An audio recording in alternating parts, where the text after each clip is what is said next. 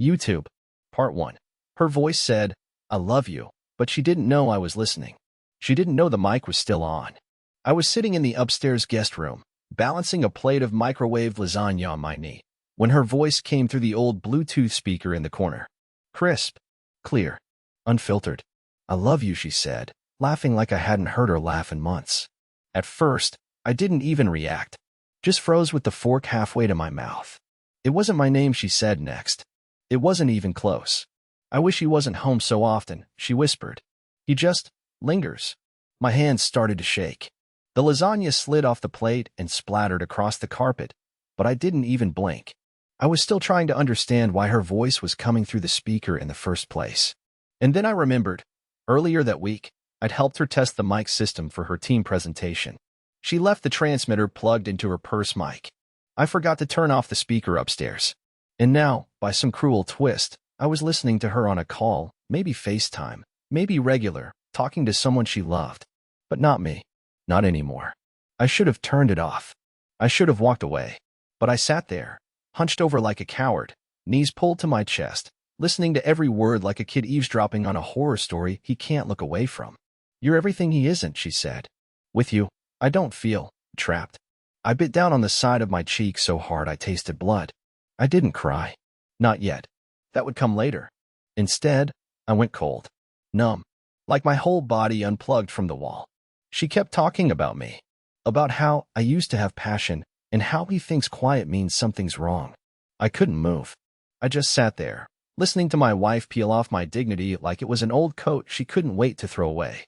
And then the part that really broke me. "I'm not wearing it," she said softly. A pause. "Yeah." I told him it was at the jeweler's being resized. "But it's in the drawer. I can't even look at it without feeling fake." She meant her ring. The one I gave her on our 6th anniversary. The one I saved for months to buy after she told me she didn't want just another generic band. The one she said made her feel like someone's forever. My ears rang. I couldn't hear the rest. Because in that moment, I realized something awful. I hadn't lost her. She had already left. She just hadn't told me yet. But she would. I could feel it coming. And somehow, that was the worst part. Part 2? Absolutely. Here is part 2 of 8, written in paragraph form, slightly longer, with deep emotional intrigue, told from the perspective of a whiny, emotionally overwhelmed husband, continuing directly from the speaker incident. It remains fully YouTube compliant, uniquely structured, and completely original in tone and events. Part 2. I kept listening until she said his name. I didn't want to know his name. I wasn't ready. Even after everything I'd just heard, the fake, "I love you," she threw at someone else, the confession about hiding her ring, I still held on to the idea that maybe, somehow, this was a misunderstanding. Maybe she was rehearsing a script. Maybe it was a joke. Maybe she still loved me, and this was all just a mess I could fix if I stayed quiet long enough to understand it. But then she said it. His name. Troy. I flinched. Troy. A name that didn't belong in our house. A name I never remembered hearing before. Not among her coworkers, not in any of the half-stories she told about her past. I felt like she had conjured him out of nowhere, but he was real enough to pull her laughter out of her like I hadn't done in years. "Troy, don't make me laugh," she said, giggling softly. "I swear, I'm going to burn dinner again if you keep talking like that." Dinner? Again? So this wasn't new. This wasn't their first call. This was routine. This was practiced. This was normal for them. I looked down at the cold mess of lasagna congealing on the carpet and wondered how long I'd been the intruder in my own home. It didn't feel like our house anymore. It felt like some weird stage I was being forced to stand on, clueless, while the real play, the one with all the drama and desire, was happening just off to the side, where I couldn't see. They kept talking. About nothing. About everything. About places they'd go once things settled. About how this year feels like a turning point. About me. "You should see him," she said, her voice dropping. "He just walks around the house like a ghost now. Doesn't even notice I'm already gone." I think that's when I stopped breathing for a second. Not because she was wrong, but because she was right. I had become a ghost. Quiet, cautious, desperately trying to hold on to peace. I didn't want to smother her. I didn't want to pressure her. I thought giving her space was what a good husband did. But she wasn't seeing love in that space, she was seeing absence. She was seeing a window to step out of. The call ended with her whispering something that burned like acid in my ears. "Don't forget. Next Thursday." Same place.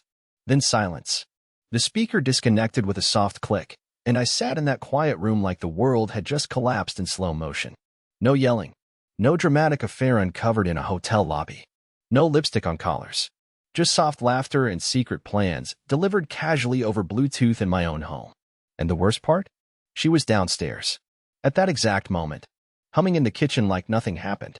Like everything was normal. Like she hadn't just cut me open with her words. I should have gone down there. I should have confronted her. Asked her who Troy was. Demanded to know what Thursday meant.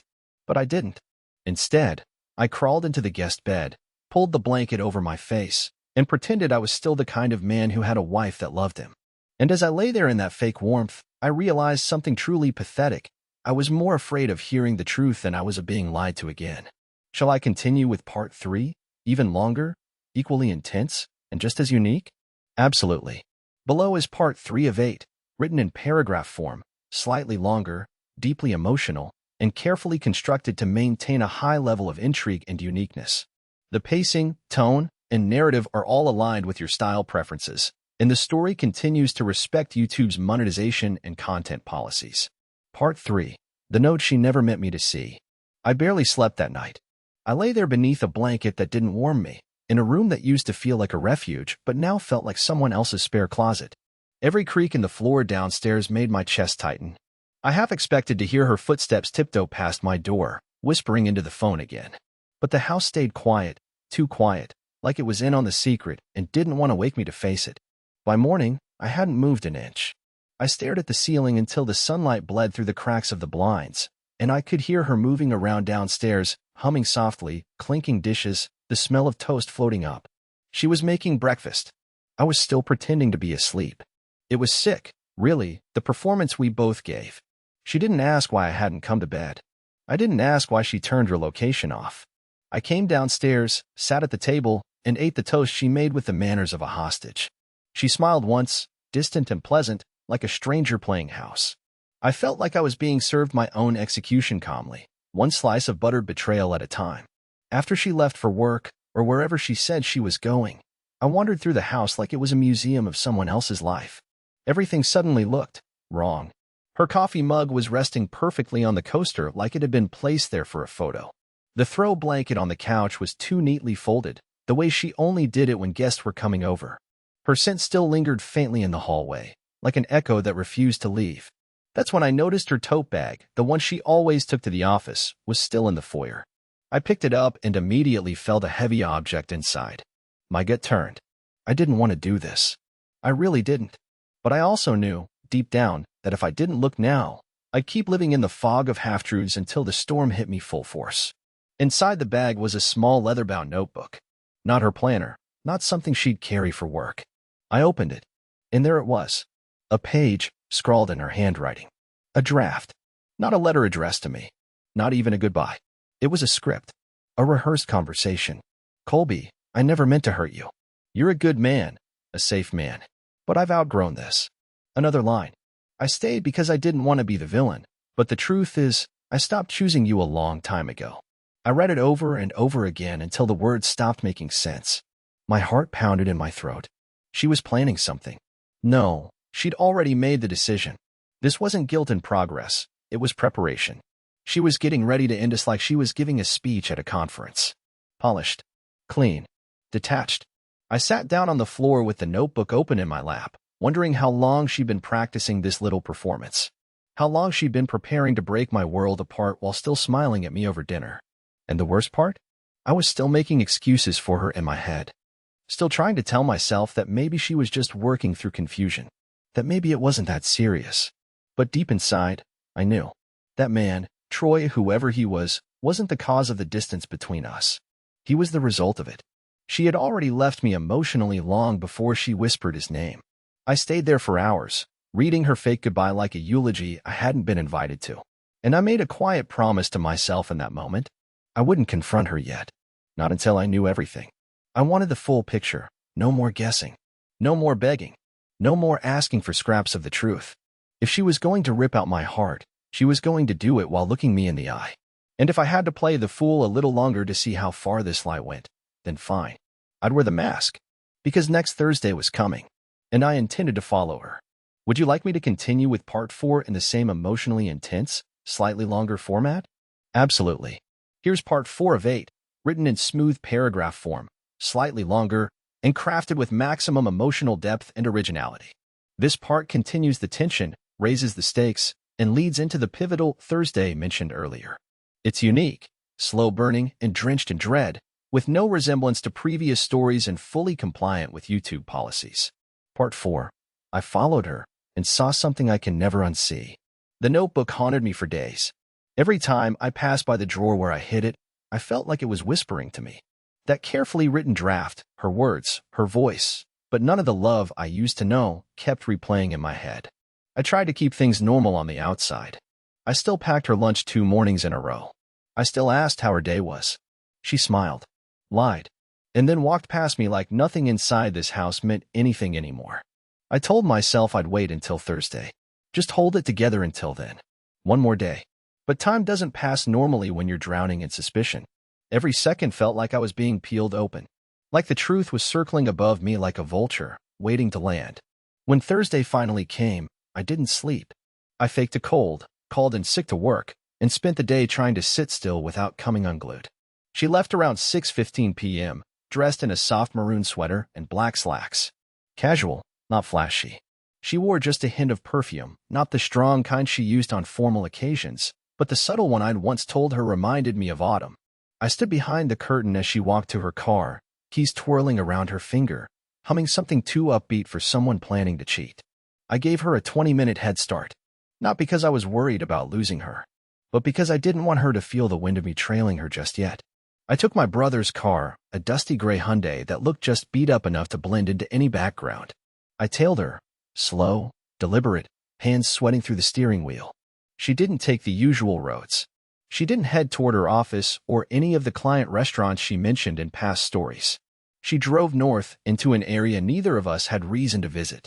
A little town just outside the city, the kind with no chain stores, just diners with flickering signs and thrift shops with more dust than merchandise. She pulled into a small motel lot. A motel. Not a hotel. Not a restaurant. Not some friend's place or a boutique conference center. My heart started pounding in my ears. I parked across the street, behind a row of parked delivery vans. I sat there like a statue while she stepped out of the car, fixed her hair in the side mirror, then opened the trunk and grabbed a small duffel bag. She didn't look around. She didn't hesitate. She walked up to room 106 like she'd been there before. And then the door opened, and I saw him. I'll never forget what he looked like. His height. His stupid perfect posture. He wore a dark-fitted shirt, like he knew he was being watched even if he didn't see me. He didn't kiss her. Not right away.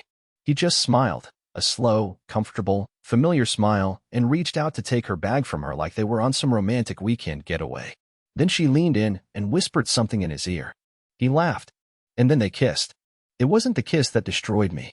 It was the ease of it. The way she leaned into him like she belonged there. Like her mouth had never once told me I love you and meant it. I stayed frozen for 27 minutes. I know because I counted every single one of them while staring at that closed motel room door. The air in the car went still. My hands had gone completely numb. I wasn't angry. I wasn't even heartbroken. I was vacant. A man watching a movie he didn't audition for, even though it starred his wife. Eventually, I started the engine and drove home. No plan. No tears. No rage. Just a quiet ride through the dark, trying not to feel the hole that had opened in the center of me. And when I walked back into our house, it didn't feel like mine anymore. It felt like a crime scene. She would return the next morning, no doubt with a smile and a story. But I had seen too much to go back. And the worst part? She didn't know I knew. Not yet. Would you like me to continue with part 5, taking the story deeper into her return, his internal collapse, and the slow build toward a confrontation? Of course. Below is part 5 of 8, written in full flowing paragraph form, slightly longer, rich in psychological tension, and completely distinct from anything previously created. It continues the emotional unraveling and raises the stakes in a subtle, original way, still entirely compliant with YouTube's content rules. Part 5. I let her lie to my face and thanked her for it. She came home the next morning around 9:30. Not early enough to make it seem like she'd stayed out late by accident. Not late enough to make it suspicious to someone who wasn't looking for the cracks. But I was. I was watching her like someone watches the last few seconds of a dying candle, wondering if the light would flicker or if it would simply go out. I had cleaned the house before she arrived. Not for her. For me. I vacuumed the same square of the carpet 3 times. I folded all the towels. I arranged the throw pillows with a precision that bordered on obsessive. I needed everything to look still. If the outside looked normal, maybe the inside wouldn't feel like it was splintering apart. When she walked through the front door, I was already seated at the kitchen island, a cup of tea steaming in front of me. Not coffee. I couldn't stomach it anymore. She smiled when she saw me. I'll never forget the way her expression settled. It wasn't guilt. It wasn't fear. It was strategy. Like she'd rehearsed the moment in her head. Maybe even in that same notebook I found. "Morning," she said, setting her keys down and walking over to kiss my cheek. "I brought you a cinnamon roll from Parker's." I didn't move. I didn't ask where she'd been. Instead, I said, "Thanks." "That's sweet." She poured herself a glass of orange juice, as if everything was still intact, as if our life wasn't sitting under a sheet of glass with a hairline fracture running down the center. And I let her. I let her lie to my face. I let her spin her make-believe Thursday night. Something about a last-minute overnight project for her boss. Something about crashing at her coworker Serena's place because it was closer to the client's location. "I should have texted you," she added casually, brushing a piece of hair behind her ear. It was just such a blur. I nodded like an idiot. Smiled. Sipped my tea. Because what else was I supposed to do? Accuse her? Explode? She had no idea I'd followed her. No idea I had seen the man, seen the room, seen the way she smiled up at him like the world disappeared when he touched her. And in a strange way, holding that secret gave me power, a quiet, shaking, miserable kind of power. Like holding the final piece of a puzzle you never wanted to complete. That afternoon, I sat in the bedroom and stared at the closet. At her side of it. I kept thinking, if I tore it all down, dumped every dress and every scarf onto the floor, would she confess?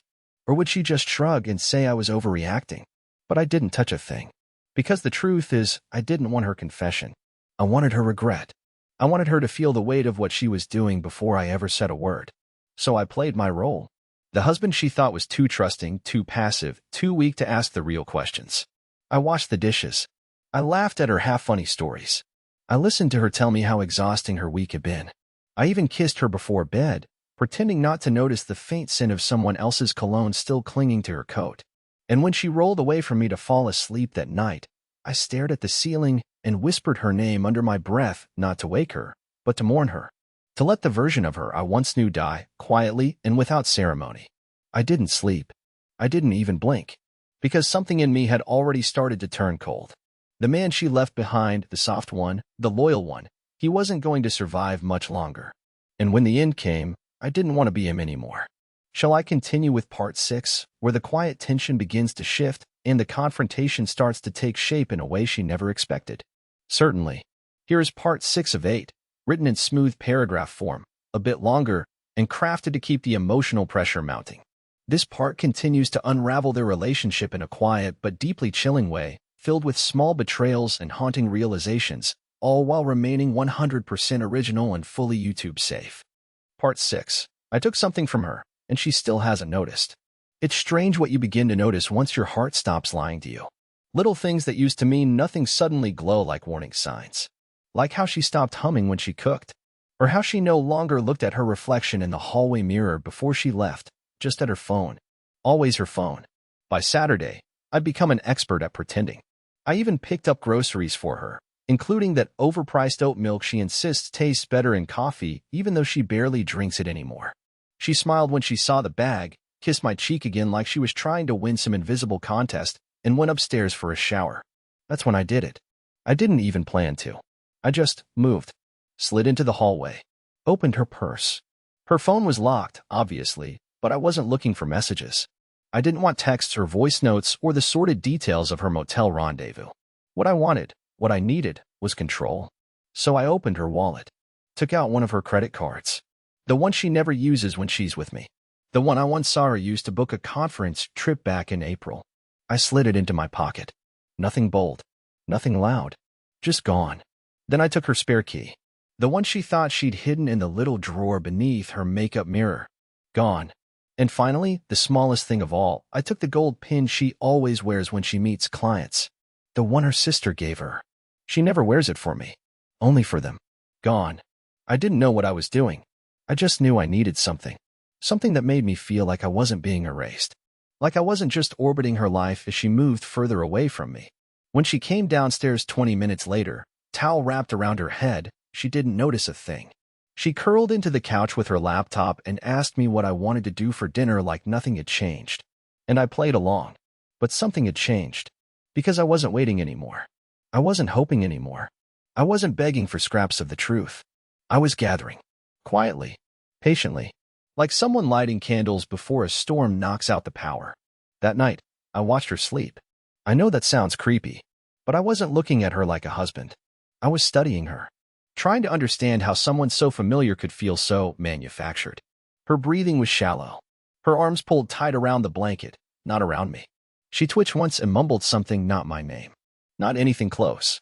I sat on the edge of the bed for nearly an hour, holding the gold pin in my palm, pressing it into my skin hard enough to leave a mark, wondering how many lies it had witnessed.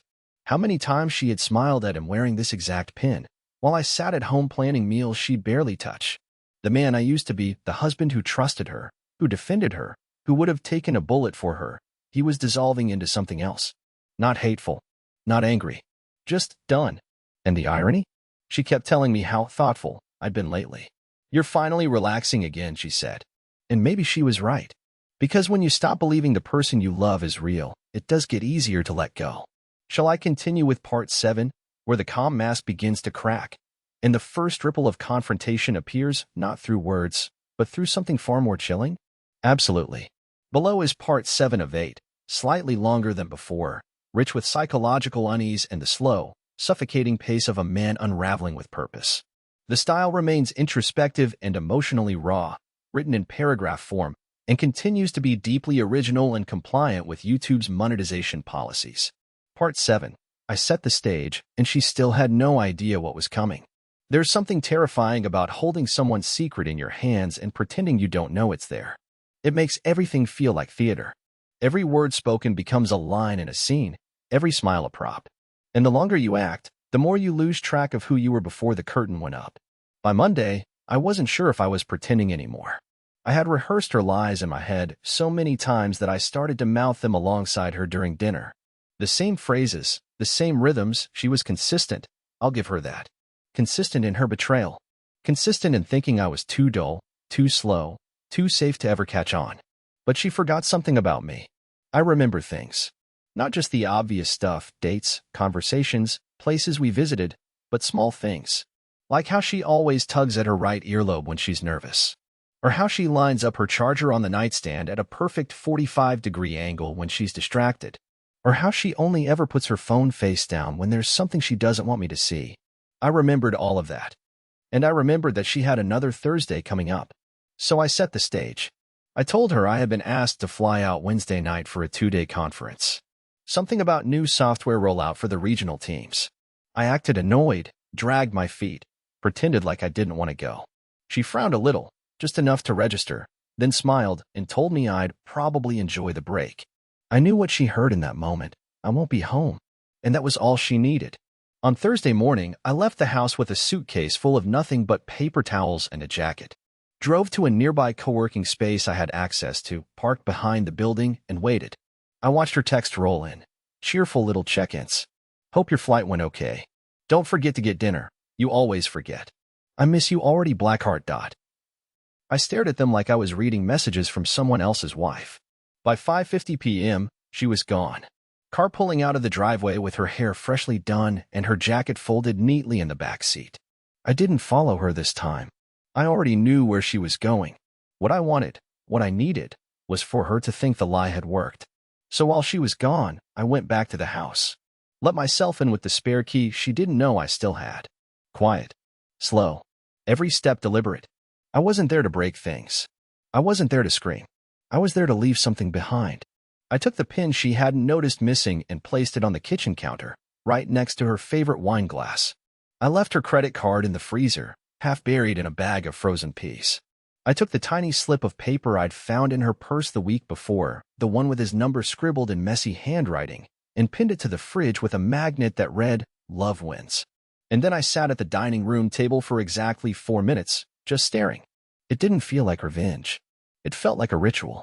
Like I was saying goodbye, not to her, but to the version of myself that still hoped she'd come back to me whole. I left the house just before she would have arrived back. Drove a few blocks over and parked. No camera. No dramatic reveal. No confrontation. Just the knowledge that she would walk into that house and feel the air shift. She would see the pin. She would open the freezer. She would look at the fridge. And maybe, just maybe, she would realize that someone knew. Not everything, but enough. Enough to make her afraid. Would you like me to continue with part 8? The powerful conclusion where everything quietly collapses and the truth finally comes to light in a way that neither of them saw coming? Absolutely. Below is part 8 of 8, the final chapter of this deeply emotional journey, written in smooth paragraph form, slightly longer, with a powerful and positive ending that feels earned, reflective, and quietly triumphant. The tone stays introspective, with a soft shift toward peace, dignity, and new beginnings, all fully within YouTube's content guidelines. Part 8. I didn't need her to confess. I just needed to be free. She never said a word. Not the next day. Not the one after that. Not even when I got back from my business trip with nothing but a wrinkled jacket and a fake story about delayed flights. She didn't ask questions. She didn't comment on the pin I'd mysteriously found on the kitchen counter. She didn't ask why the wine glass was on the table when neither of us had used it. She didn't ask about the card in the freezer or the note on the fridge. She just smiled, kissed me gently, carried on like she always did. And that's when I knew it was over. Not with a bang, not with a dramatic showdown, but with a silence so deep it echoed. She had made her choice long ago, and I had made mine the second I chose not to confront her, but to free myself from the delusion I'd been clinging to for years. I didn't need to hear her admit it, because she already had, with every lie she'd told, every touch she'd withheld, every time she looked past me like I was furniture. So I planned my exit the same way she had planned her affair, quietly, carefully, and with a smile. 2 weeks later, I handed her an envelope. She opened it at the table, probably expecting concert tickets or something sentimental. Inside was a letter. Not angry. Not bitter. Just honest. I told her I knew. Not how, just that I did. I told her I wasn't angry anymore, just tired. I told her I hoped Troy was everything I wasn't, and that I hoped she didn't need to lie for love this time. I told her I was leaving, not because I hated her, but because I had finally remembered how it felt to care about myself. I had already packed, already secured a short-term lease across town, already canceled the joint accounts, redirected the mail, removed my name from every shared subscription and utility. She sat there stunned, eyes wide but dry. "You're serious?" was all she could manage. I nodded once, and then I walked out. I didn't slam the door. I didn't say anything cruel. I didn't need to, because I wasn't walking away from a woman. I was walking toward my life. It's been 6 months now. I go for walks every morning. I learned how to cook for myself, and not just heat things. Actual cooking. I even adopted a dog, this anxious mutt named Jasper who growls at the wind and follows me like I hung the moon. I'm not perfect. Some nights are still hard. I still catch myself remembering how she looked when we were happy. But those memories don't hurt anymore. They just feel like echoes. Like stories from a book I once loved, but finally closed. I don't miss her. And for the first time in a very long time. I don't miss me either. Not the version of me who begged for crumbs, who looked the other way, who swallowed his own instincts for the illusion of love. I'm someone else now. Someone free. Let me know if you'd like a YouTube title, description, or thumbnail caption for this story, or a Ukrainian translation.